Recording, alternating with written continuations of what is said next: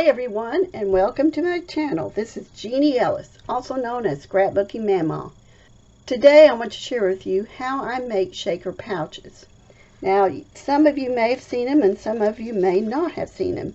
But this is a shaker pouch, and all it is put on a backing which has adhesive to it.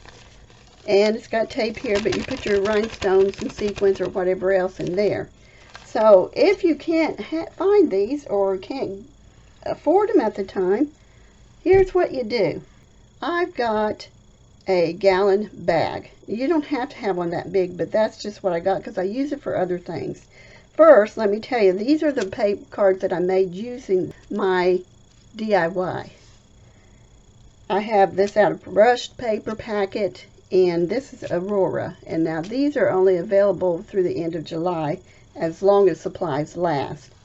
So each one of them, I've got this one pretty full, this one's not so full, and this one is just right.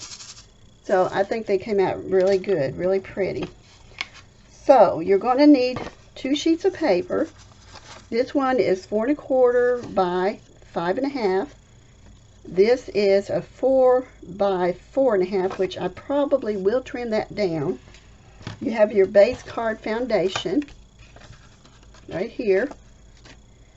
You'll need a piercing tool to be able to get your tape off, the cover off your tape.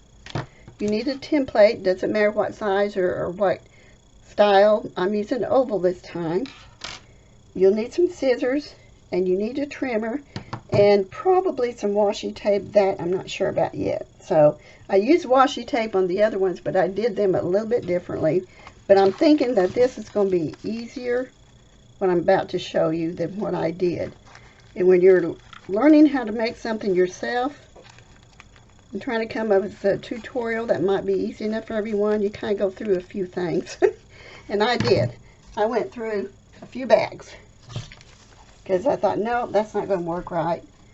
Yeah, that works, but it's not exactly the way I want it. Now, it doesn't matter what brand you have of paper bag, as long as it's clear. Now, the first thing I'm going to do, I am just going to cut, let's see, this is the top of the bag. I'm going to cut off a little bit of the edge here, where it's folded.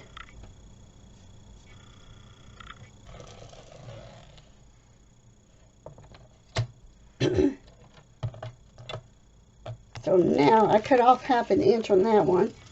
I mean 1/8 of an inch on that one. I am going to go to, I'm going to go to the 4 1/8 inch line, because I don't want it to be at 4 1/4. I need it to be a little bit shorter. Now, sandwich bags probably will be big enough, I don't know. But like I said, these are something that I use a lot of anyway, so I needed to keep them on hand. And then I want to do not 5 1/2, but I want to do it at 5 3/8, just to make it just a little bit shorter than my card base. So now I have these 2 pieces like this, but we're not going to use both pieces. In my other ones, I used both pieces, but it's probably not necessary. So now I'm going to cut off a little bit more on this end. So it's going to actually make it, instead of 5 3/8, it's going to make it 5 1/4.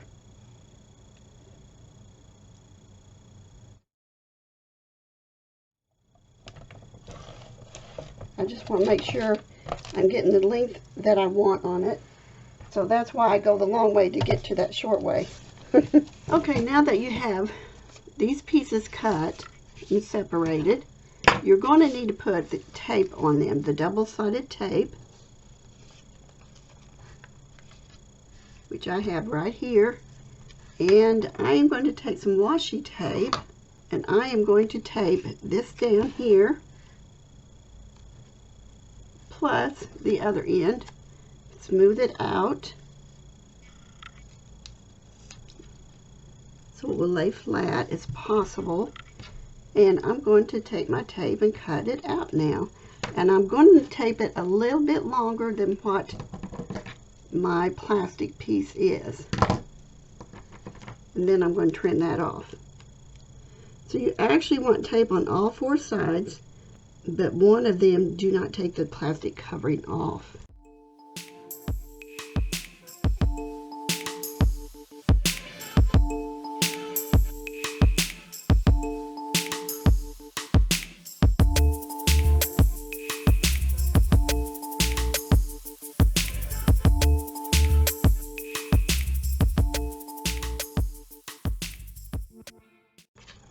Now I want to get my base card, and I'm going to get ready and see, I think I want it to go this way. I'm going to take off 3 of the tape pieces.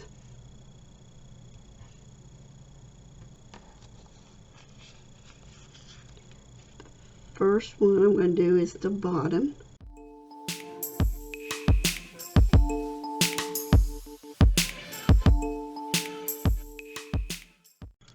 And I'm going to center this as much as possible.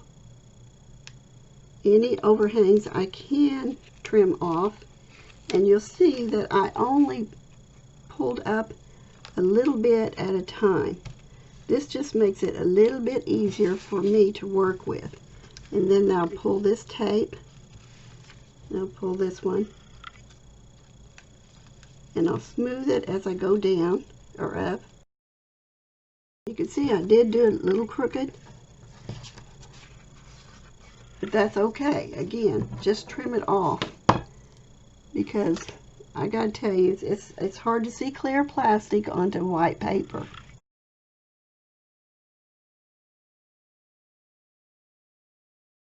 So now we have this pouch. We have a shaker pouch now.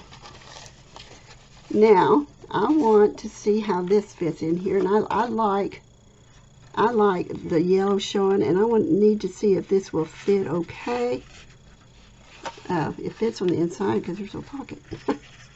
Okay, so what I need to do is take off probably 1/4 of an inch. So that would make it 3 3/4 by 5 and about 2/8, 1/4.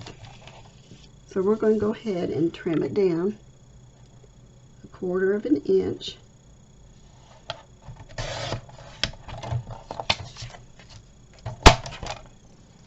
And the reason I put it as, 4 to begin with is because when you make your pocket, sometimes it could be a little bit less, could be a little bit bigger, and I would rather it be a little big to trim down rather than too small.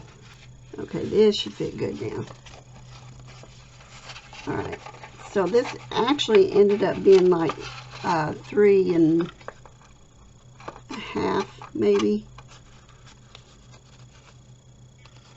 Slide it all the way down that you can. And now you want to take your other paper, the 4 1/4 by 5 1/2, and you want to put your template on, your die cut, and cut it out. And then we'll be back and put the stones in. Okay, so now we're left with this here. And I am going to pull this piece up just a little bit.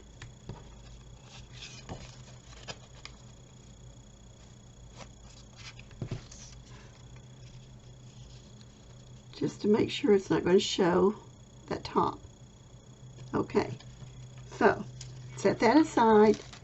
Get your sequins or your rhinestones or whatever you want. I have a mixture of both.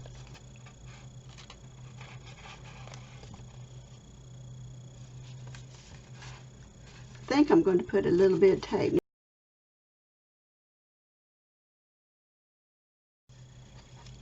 And make sure it doesn't show. Yeah, it's fine. Alright, now we can add our sequins in here.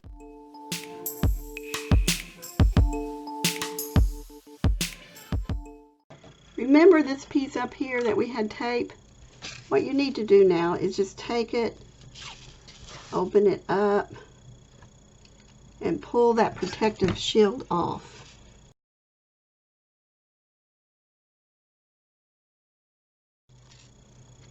Then you simply take it, oh, paper, and fold that over. So you got that part done. And now we can add this to it.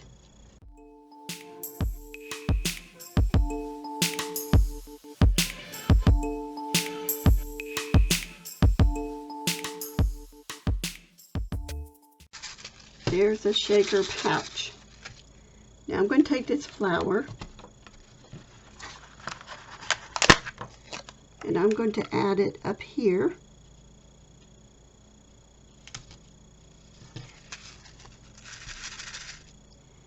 And I'm going to add a strip, and I'm just going to put it toward the bottom, along just past the bottom actually. Not right on it, just give it a little tiny bit of a green in there.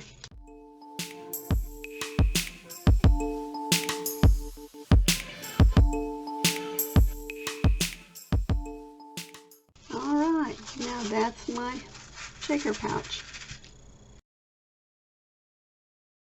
So there you have a shaker card, another shaker card. I have so many shaker cards now.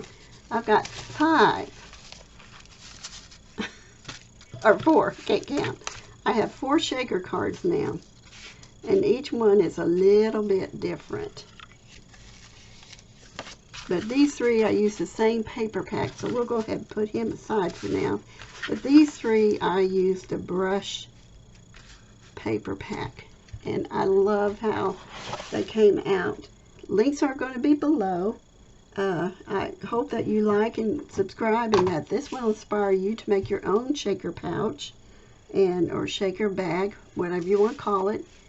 And let's scooch you up just a little bit more, just